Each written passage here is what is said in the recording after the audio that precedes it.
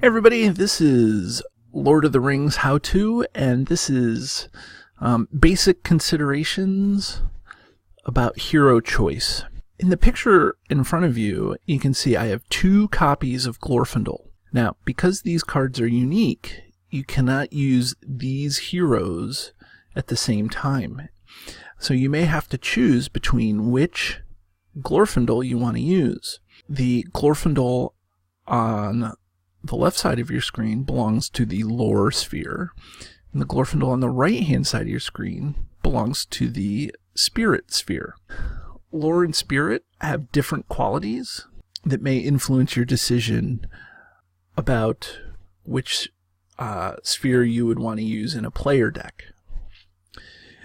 But this video is going to focus on some of the things that hero choice comes down to.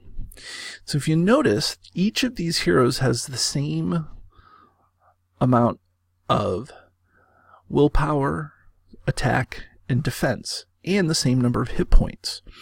The thing that is very different here is the threat cost.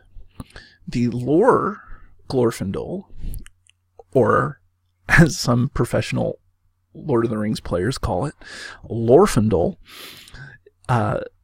has a 12 threat cost. And that, I would say, is standard. A great number of heroes in the game, when you add up their properties, the 3, 3, 1, and 5, that adds up to 12, which would be their threat cost. And then it has some sort of special ability. Lorfindel has the ability to heal.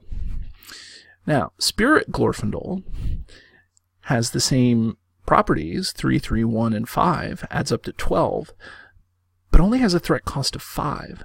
So when you read his ability hurts you as a player. Whenever he exhausts the quest, you have to raise your threat by 1.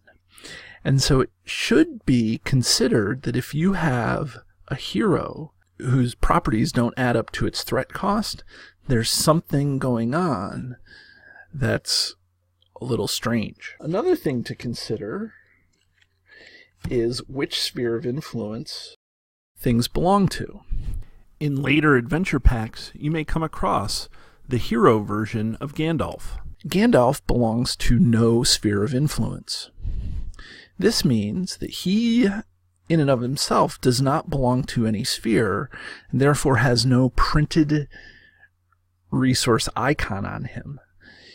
This can be a hindrance because you can't use him to pay for some of the events and attachments in your hand. Now, the text in the player text, or the game text, allows him to do some certain things that that mitigate that circumstance, but it's definitely something to consider. The last thing that you'll want to consider is the properties themselves. Here's Denethor versus Glorfindel, both of which belong to lore, the lore sphere of influence. But you can see that Glorfindel has a questing ability of 3 versus Denethor's 1, a willpower of 3 versus Denethor's 1. And Glorfindel can attack for 3, Denethor for 1. But Glorfindel only has 1 defense, whereas Denethor has 3. So maybe you need somebody who's good at questing, has high willpower, and so you would pick Glorfindel as opposed to Denethor. Or maybe you need somebody who's really good defending, and so therefore you may want to pick Denethor. So it's not necessarily just that special ability in the game text that you're interested in. Okay? Sometimes it comes down to choosing the correct abilities here in order for you to be successful in the scenario that you're picking.